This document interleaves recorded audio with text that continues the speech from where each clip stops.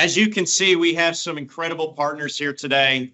They come from all parts of ag, farming, and food, for manufacturing, logistics, and retail. Today, we're joined on the government side with Conor Mulderrig, who is the climate policy advisor to Governor Cooper for North Carolina. And what we're really looking forward to hearing from Conor is, how is the state looking at this energy transition? There are a number of programs. CPRG, I'm going to throw a few acronyms at you real quick, so if you write it, jot them down, do it. Climate Pollution Reduction Grant, CPRG, GGRF, Greenhouse Gas Reduction Fund, and everything else in between. With that, Conor, thank you so much for being here. No, absolutely. I'm fair warning, not gonna be able to get to everything else in between because there's a lot, which is why this is such an exciting moment. But I'm assuming, yeah, we're just using loud voices tonight. Okay, cool. So good afternoon, everybody. Really appreciate you all having me, and special thanks to the Triangle folks for getting me over here, and for the Grove Climate Group for getting me connected to come talk with all you guys today. My name is Conor Mulderrig. I'm the Climate Change Policy Advisor to our country's best governor, by far, bar none, Governor Cooper, North Carolina. And also, just to clear the air a little bit, just wanted to apologize to anyone who is feeling really let down right now if they saw his name on the agenda and now you're looking at me. So just apologies. But if you can bear with me, we can still have a pretty good conversation. But real quick, one other thing, as a good staffer, just before I get into it, will flag that if you do want to hear Governor Cooper talk about climate policy directly, a few blocks down, he just recorded an episode of the run-up with Asad Herndon at the New York Times event, where they talked about all things climate, how it factors into the election, and some good old-fashioned North Carolina stuff. So it'll be a really good episode if folks want to tune into that in the coming days or weeks. I don't know when it's getting released. But yeah, so diving into it, we're currently in the middle of really the most exciting moment in history to be working on climate solutions right now. Over the past few years, President Biden signed into law 3 really significant and impactful bills, not all of which are entirely focused on climate, but all influence the space in different ways. The bipartisan infrastructure law is making really generational investments in our infrastructure. The CHIPS and Science Act is onshoring critical supply chains and reinvesting in a new era of scientific leadership in the United States. And the Inflation Reduction Act, which is just the real one that we're going to spend some time talking about today, is the single largest investment in fighting climate change, history of the world, period, full stop. Together, these bills and then a whole suite of additional regulations, policy reforms, are all combining to accelerate the transition to our burgeoning kind of clean energy economy. I know that kind of term gets thrown around a lot. It means a lot of things, but thinking renewable energy, zero emission vehicles, energy efficient buildings, low carbon construction materials, industrial electrification, you name it. It's everything is climate and climate is everything is kind of the mantra that I've adopted. And it's really the world's worst party trick to be able to kind of make a climate change connection to any and all topics. So, but I'll spare you all with that for now. Maybe afterwards, the happy hour. But for today, I want to focus on the Inflation Reduction Act and a couple of really key programs in there that don't or have not got as much attention as some of the flashier tax credits, which kind of are the big things people talk about, which are great they were incredible on their own. $40,000 for electric heavy duty vehicles, up to $100,000 back for electric charging infrastructure, boost to battery manufacturing, green hydrogen, you name it. But as outlined real quick, the CPRG and GGRF, thank you for letting me use acronyms, by the way. I get scared when I have to say full names of things as a government bureaucrat, so I really appreciate that. Between the two of them, they total up to $32 billion of funding for states, local governments, and really crucially, community-oriented groups to implement climate solutions. But what makes them really exciting is that they're specifically designed to be flexible, but then also meet everyone where they're at and bring folks along that maybe are on different parts of their climate journey. CPRG rolled out first last summer, provided $5 billion for basically any project you could think of that you could quantify greenhouse gas emission reductions from. And $250 million of that was spent to provide funding for any state, local, and tribal government that raised their hand to get money for planning to create either a brand new or update their existing climate action plans. So we went through that process this past year. And the hook for that was that on the back end was that if you raised your hand and did what they called PCAP, you got to apply for $4.5 billion of funding, competitive funding, grant funding to implement is the highest impact of those projects. Sorry if this is kind of earth shattering for any folks in the room, but climate change is a pretty politically polarizing topic. So EPA at the time wasn't really sure how many folks were going to raise their hand, but they ended up getting climate PCAPs from 44 states, 200 local governments with at least one in every state, and then innumerable amounts of different tribes. I'm sorry, I don't have the number off the top of my head for it, but they all submitted created applications, and then EPA got about $33 billion worth of applications in for $4.5 billion of funding available when everybody knew how much money was available. So it just goes to show that the biggest problem with that program was that there wasn't enough money for it. So I was actually at EPA when the IRA passed, and the big thing that I tried to keep top of mind when everybody was excited, EPA wasn't in the business of giving out billion-dollar grants at this point. So everybody was really excited and maybe a little bit too anxious at times. But the number I kept in mind was that the proposed commuter rail line between Raleigh and Durham in North Carolina had a $3 billion price tag. So when you think about decarbonizing the economy, it's $5 billion, 4.5 competitive is a drop in the bucket, half of a drop in a bucket. So but the exciting thing was that it gave everybody an opportunity to come together, really take a moment to look at the brand new landscape of all the opportunities that are out there, figure out where their gaps were, and then cater their own climate strategy to their own communities. And I know in North Carolina, we were really excited. We got one of the larger awards from the program. We also had 2 other applications that did not get funded, but we received in a coalition with South Carolina, Virginia, or bipartisan coalition of South Carolina, Virginia, North Carolina, Maryland, $421 million to protect and restore high carbon ecosystems like our coastal wetlands in particular that are really incredibly efficient sequesters of carbon out in northeastern North Carolina. But that wasn't just it. Like there was a ton of other opportunities. We weren't the only state to get any funds. A couple that were top of mind: Connecticut, Massachusetts, Maine, New Hampshire, and Rhode Island are getting $450 million to put heat pumps in over 500,000 homes and residential or commercial and residential buildings. Nebraska is getting $307 million to reduce agricultural waste from livestock, invest in industrial and commercial energy efficiency, solar, and electrifying irrigation wells. Pennsylvania is getting almost $400 million to create a competitive grant program to incentivize industrial decarbonization. But there were so many others that just didn't get funded. And so that's where GGRF starts to come in. GGRF is $27 billion coming from EPA across 3 main funding streams.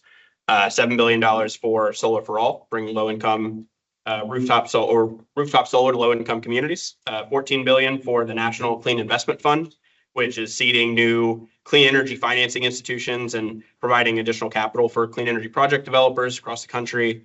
And then $6 billion for the Clean Communities Investment Accelerator, which is providing funding and technical assistance to community-focused lenders working in low-income and disadvantaged communities and really building up the capacity in those areas to engage in the space that they typically haven't had a seat at the table for. One quick example of how we're leveraging some of these programs to invest in that capacity in North Carolina, we're working with the North Carolina Clean Energy Fund. It's a new nonprofit clean energy finance organization. So just a quick note for folks that maybe not have heard that term before, you have green banks here in New York, and in North Carolina, we have, let me read that again, the nonprofit clean energy finance organizations, because green banks is not a term that we throw around too much. But anyway, we're working with them, North Carolina State University, to develop like a one-stop shop portal where if you are a low-income family, you can go, or live in a low-income neighborhood, you can go and see that you qualify for Solar for All funding for your rooftop solar, state weatherization funds to insulate your home and put in new energy-efficient windows. And then you can stack together a federal home rebate and energy efficiency tax credit and a local promotion from your local utility to install a new heat pump and make necessary upgrades to kind of upgrade and electrify your home. And then if you still have, after all that, you still have some gaps, the Clean Energy Fund is going to have some low-cost, affordable financing options with flexible repayment for you to be able to kind of fill in those gaps. But it's not just residential. If you're a commercial entity or you're a nonprofit, you can go and look for your funding that's available for electric vehicle chargers, or if you're like the Second Harvest Food Bank, in my hometown of Winston-Salem, they're putting a megawatt of rooftop solar on their facility and saving about $100,000 in electricity costs annually. And are you leveraging a lot of these resources to do that? So if you're looking for projects like that, you'll be able to go to this one-stop shop portal, put in some of your information and location, it'll spit out step-by-step instructions of how you can stack all these things together. Yeah, it's not, these two things aren't enough to reach our climate goals, but these programs are really punching above their weight and creating a really exciting moment for climate action at the state level.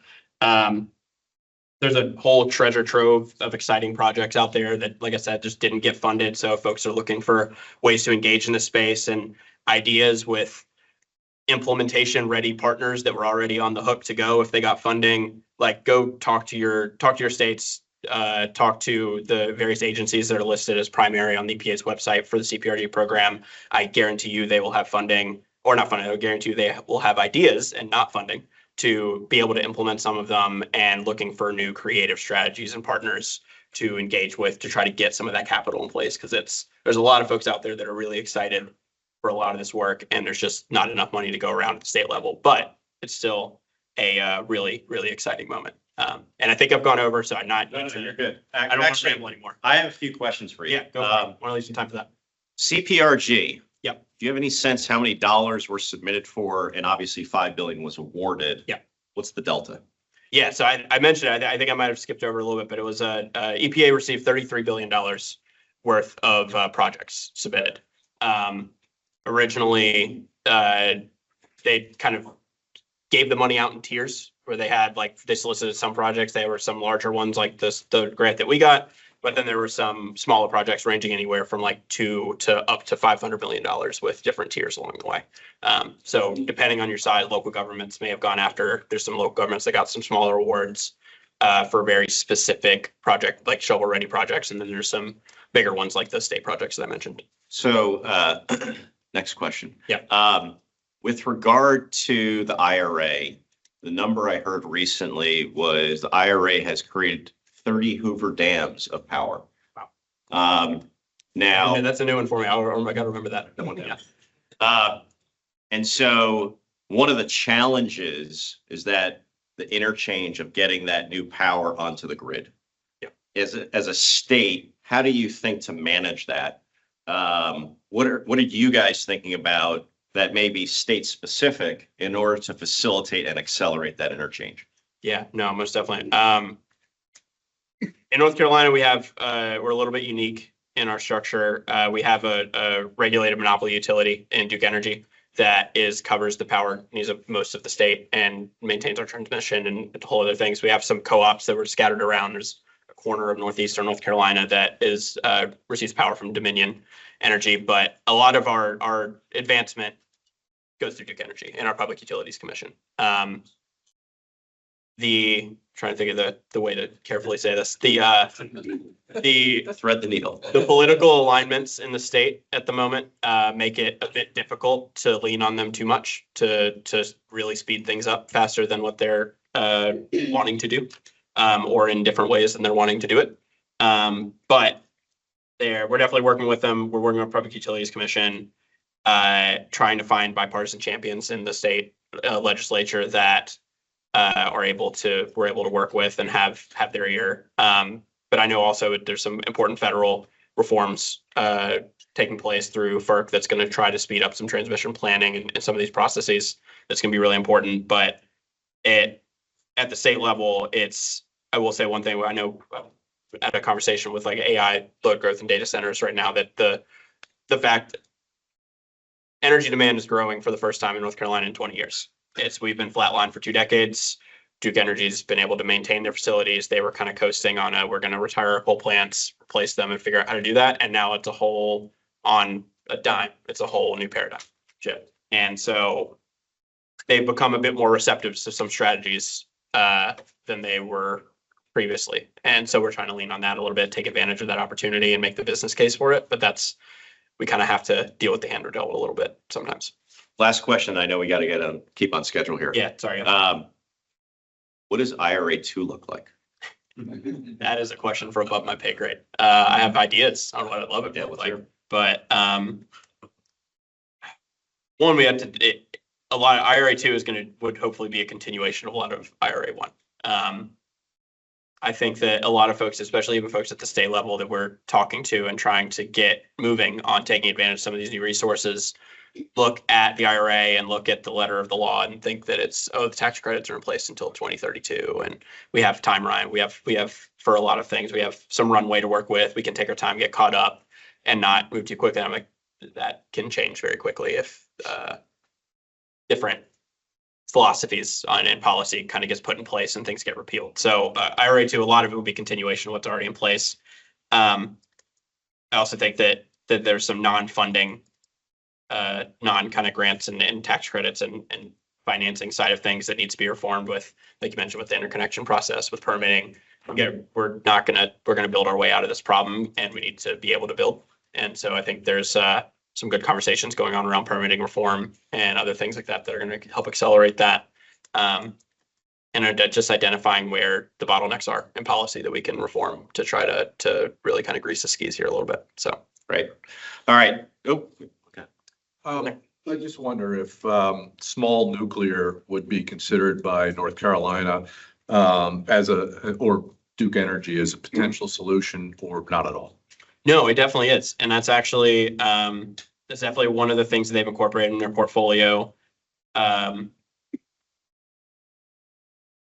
know our office, our position is that we are not in favor of small modular nuclear and new nuclear. We're very happy for it to be a part of the energy mix. It's a baseline resource that is going to be absolutely crucial and needed. Our issue is that when it gets put up in competition with, for example, offshore wind, when the argument's made that we can do one or the other and not both, that's where our kind of hair raises up a little bit, because there's a lot of benefit to both, but both involve different investments and different resources. I'm excited to see where it goes, but I know that there's a lot of work to do to be able to get it actually commercially deployed. It hasn't been yet. So excited to see where it goes, but that's kind of where we're at with it. Sorry. All right. Thank you, Conor.